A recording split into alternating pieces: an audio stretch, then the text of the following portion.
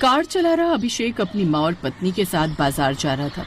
कुछ देर बाद वो लोग आजादपुर मंडी से होकर गुजरने लगे तो आशा देवी झट से अपने बेटे से बोली, अरे बाप रे अभिषेक बेटा, गाड़ी जल्दी जल्दी भगा ले, आगे मंडी आने वाली है, कहीं सब्जियों को देखते ही तेरी बीवी का दिमाग फिर से खराब हो जाए और उन्हें लेने की जिद करे। बिल्कुल सही कहा माँ।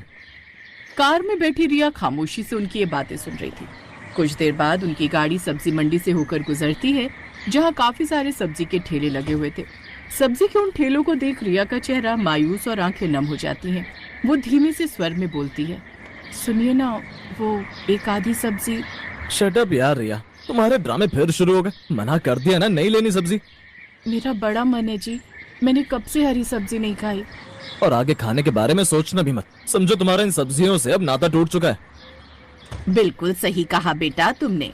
और रिया बहू, अब तुम अपने मायके में नहीं बल्कि ससुराल में हो समझी, तो यहाँ तुम्हें हमारे हिसाब से ही चलना होगा। वही खाना होगा जो सब खाते हैं। और इतना ही शौक है ना सब्जियां खाने का, तो ऐसा करो तुम ना आटे की सब्जी बनाकर खा लिया करो। उन सब की बातें सुनकर रिया की आंखें नम हो जाती हैं। मुरझाए हुए चेहरे और नम आंखों के साथ वो गाड़ी में बैठी हुई उन सब्जियों के ठेले को बड़े गौर से देख रही थी। तभी उसकी पलकों से आंसू की बूंदें गिरने लगती हैं, तो वो सबसे अपना दुख छुपाए उन आंसुओं को पूछती है। कुछ देर बाद वो चिकन और फिश मार्केट पहुंच जाते हैं। वाह वाह, आ गई हमारी मंजिल, ये है बहू तेरी हकीकत, और अब तू इसे जितना जल्दी अपना ले वही तेरे लिए सही है। अभिषेक बेटा, ऐसा कर दो, 2 किलो फ्रेश चिकन और 2 किलो मछली करवा ले। हाय, मेरे तो सोचते हुए अभी से मुंह में पानी आ गया। अभिषेक जल्दी से जाकर 2 किलो चिकन और 2 किलो मछली पैक करवा लेता है और बेचारी रिया अपनी नाक को दोनों हाथों से ढककर एक कोने में खड़ी थी। कुछ देर बाद वो सब लेकर वो लोग अपने घर आ जाते हैं। वाह वाह, लगता है आज तो खूब सारा गोश्त आया घर में। भाभी ऐसा करना, मेरे लिए तो तुम चिकन बिरयानी बना देना और मेरे लिए मछली के पकौड़े बहू। भाई मैं तो हमेशा की तरह अपना वही फेवरेट चिकन रोस्टेड ही खाऊंगा, इसीलिए मेरे लिए तो तुम वही बना देना। इसी तरह सभी अपनी अपनी फरमाइश बताकर चले गए, लेकिन किसी ने एक बार भी रिया की फरमाइश जानने की कोशिश नहीं की कि वो क्या खाना चाहती थी। मेरी पसंद का तो किसी को ख्याल ही नहीं।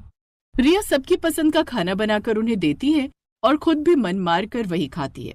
दरअसल रिया के ससुराल वालों को नॉनवेज खाने का बड़ा शौक था और इसलिए उसके यहाँ हर वक्त फ्रिज बस मीट मच्छी से भरा रहता। जबकि रिया एक किसान की बेटी थी जिसने बचपन से ही अपने खेत में उगने वाली सब्जियां ही खाई थी, लेकिन जब से वो ब्याह कर अपने ससुराल के आई वो तो जैसे सब्जियों की शक्ल ही भूल गई। ना जाने कैसी लत है यहाँ सबके इस नॉनवेज को खाने की। कद्दू, पालक, बैंगन, गोभी, ये सब तो अब बस सपने में ही दिखते हैं या माँ के घर जाकर नसीब होते हैं। यहाँ तो सबको बस इस नॉनवेज से ही प्यार है। सब जहाँ बड़े मजे से वो नॉनवेज खा रहे थे, वही बेचारी रिया थोड़ी सी बिरयानी के चावल खाती है जिन्हें वो मन मार कर खा रही थी। ऐसे कुछ दिन बाद एक रोज गली में सब्जी वाला आता है। गोभी, बैंगन, सीताफल, बीन्स ले लो। सब्जी वाले की आवाज सुनकर रिया झट से अपनी सास के पास जाती है। माँ जी, वो सब्जी ले लो ना। चुप कर, कोई जरूरत नहीं है, हमारे यहाँ कोई भी ये घास फूस नहीं खाता, समझी? हम क्या तुझे भेड़ बकरी लगते हैं जो तू हमें ये चारा खिलाने पर तुली हुई है? लेकिन माँ जी, सब्जियों में बुराई ही क्या है? उनसे भी तो हमें कितने सारे जरूरी पोषक तत्व मिलते हैं।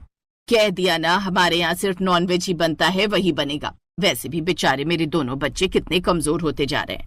नहीं नहीं, हमारी रसोई में तो यही पकेगा, फिर चाहे किसी को खाना हो या ना खाना हो। सास को अपने बेटा बेटी की फिक्र थी, लेकिन अपनी बहू की नहीं। एक बार फिर बेचारी बहू अपना मन मार कर उन सब की पसंद का मीट बनाने लगती है। ऐसे दिन बीतते गए। एक रोज उसकी सास यानी कि गायत्री के मायके से उसके भाई की बेटी मोहिनी की शादी का कार्ड आया। अभिषेक बेटा, अपनी मोहिनी की शादी तय हो गई है, हम सबको वहां जाना होगा। तू ऐसा कर, ऑफिस से 2-3 दिन की छुट्टी ले ले। अपनी मोहिनी की शादी? हाँ हाँ, क्यों नहीं माँ, मैं आज ही छुट्टी के लिए अप्लाई कर देता हूँ। वो सभी शादी में जाने की तैयारी कर लेते हैं और 3 दिन बाद रामपुर गांव के लिए निकल जाते हैं। आ गए तुम लोग, कब से तुम्हारी राह देख रहे थे। गायत्री बहन, तुम जरा पूजा का सामान देख लो, सब सही से आ गया है या नहीं। और रिया बहू, तुम मोहिनी के कपड़े और उसको तैयार करने का काम संभाल लेना। हाँ, वैसे भी वो कब से कह रही थी कि रिया भाभी मुझे तैयार करेगी। जी ठीक है मामी जी।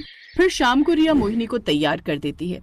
शादी का पंडाल सजकर तैयार हो चुका था। शादी वाले दिन भी वहाँ पर मीट मच्छी बनी हुई थी, साथ ही वेज खाना भी वहाँ बना हुआ था। आज तो मैं पेट भरकर नॉनवेज खाना खाऊंगी। ना जाने नॉनवेज खाकर इन लोगों का मन क्यों नहीं भरता। कुछ देर बाद मेहमान भी आने शुरू हो जाते हैं। इधर रिया भी दुल्हन को तैयार करने के बाद खुद भी तैयार हो जाती है। तभी शादी के पंडाल में एक तरफ से कुछ शोर आने लगता है। हे राम, छी छी छी, ये कैसा घोर कलयुग है। जहाँ मांस पका है वहीं ये वेज खाना भी बना है। इन्होंने तो धर्म भ्रष्ट कर दिया। मनमोहन जी, क्या आपको पता नहीं लड़के वालों को मांस मछली से सख्त नफरत है? वो तो ये सब खाते भी नहीं, और आपने उसी जगह वेज खाना बनवा दिया जहाँ नॉन वेज बना है। कुछ देर में बाराती आने वाले हैं। अगर लड़के वालों ने ये सब देख लिया ना, तो ऐसा ना हो कहीं बारात ही वापस ले जाए। उनके लिए अब दूसरी तरफ शुद्ध शाकाहारी सब्जियां बनवाओ। हे भगवान, ये क्या हो गया? तू घबरा क्यों रहा है मोहन? जल्दी से दूसरी जगह सब्जी बनाने का इंतजाम करवा दे। आप समझ नहीं रही दीदी, वो बात ये कि जो हलवाई बुक किए थे वो दूर के गांव से थे और वो सब अब जा चुके हैं। साथ ही सब्जियां भी सारी खत्म हो गई हैं, अब पकाने के लिए भी कुछ नहीं है। और इतनी रात को शहर जाकर सब्जी लाएंगे तो काफी देर हो जाएगी। मेरी तो कुछ समझ में नहीं आ रहा कि अब क्या होगा। कहीं इस नॉनवेज के कारण आज मेरी बेटी की शादी न टूट जाए। ये सब बातें रिया सुन रही थी और वो जल्दी से रसोई में जाती है और कुछ बनाने लगती है। कुछ देर बाद अचानक से रसोई से बड़ी अच्छी महक आने लगती है। कुछ देर बाद पारुल अंदर से कटोरियों में सब्जी लेकर आती है। माँ, इसे टेस्ट कीजिए, कैसी बनी है? मामा मामी जी, आप भी लीजिए इसे। महक तो बड़ी अच्छी आ रही है। फिर वो सब जैसे उस सब्जी को टेस्ट करते हैं तो हैरान रह जाते हैं। उसका टेस्ट काफी ज्यादा अच्छा था। वाह बेटी, ये तो बड़ी ही अच्छी सब्जी बनी है, लेकिन ये सब्जी है कौन सी? टेस्टी तो होगी, मेरी भाभी ने जो बनाई है। तभी रिया भी बाहर आ जाती है। बहू, सब्जी तो बड़ी ही कमाल की बनी है, लेकिन ये सब्जी है कौन सी? घर में तो कोई सब्जी थी ही नहीं। मामी जी, ये आटे की सब्जी है। क्या बहू, आटे की सब्जी? हाँ माँ जी, खाने के लिए तरस गई थी। अपने मायके में मैं यही सब खाकर बड़ी हुई थी, लेकिन यहाँ आप घर में सब्जी लाती नहीं थी और नॉनवेज मुझसे खाया नहीं जाता था, इसलिए मैंने यूट्यूब पर देखकर ये आटे की सब्जी बनाना सीखा। ये राजस्थानी डिश है जिसे चक्की की सब्जी भी कहा जाता है। किसी जमाने में ये सब्जी सिर्फ राजस्थान की रॉयल फैमिली के लिए बनती थी। वाह बहू, तूने तो कमाल कर दिया। सच में मुझे नहीं पता था मेरी बहू इतनी होशियार है। बहू, हमसे गलती हो गई जो हमने तेरी पसंद का ख्याल नहीं रखा, लेकिन अब से मैं वादा करती हूँ, अब से हमारे घर में सब्जियाँ भी आएंगी। तुझे हमें ऐसी टेस्टी सब्जी बनाकर खिलानी होगी। हाँ। ये सुनकर रिया खुश हो जाती है। मैं वादा करती हूँ माँ जी। कुछ देर बाद बारात आ जाती है और लड़के वाले और बाराती भी जब वो आटे की बनी हुई सब्जी खाते हैं तो हैरान रह जाते हैं। हमें खुशी है कि हमने इतने अच्छे घर में रिश्ता जोड़ा। वो सभी उनकी खूब तारीफ करते हैं और खुशी खुशी मोहिनी को विदा कर ले जाते हैं। कुछ दिन के बाद अब रिया की सास भी अपने घर में सब्जियां लेकर आती, साथ ही कभी कभी उससे आटे की सब्जी बनाने को भी कहती। अब रिया अपने ससुराल में खुश थी। उसकी आंखों में आंसू नहीं बल्कि चेहरे पर खुशी थी। लेकिन सच्चाई तो ये है कि आज भी ससुराल में हर औरत की यही कहानी है। वो अपनी पसंद की सब्जी खाने के लिए तरस जाती है। उसे आज भी अपनी पसंद को पीछे रखते हुए, सब जिम्मेदारियां निभाते हुए अपने परिवार की पसंद का ध्यान रखकर ही खाना बनाना होता है और बहू को मजबूरी में वही खाना होता है। परिवार की पसंद का ख्याल रखते रखते कहीं न कहीं बहू अपनी पसंद तो जैसे भूल ही जाती है।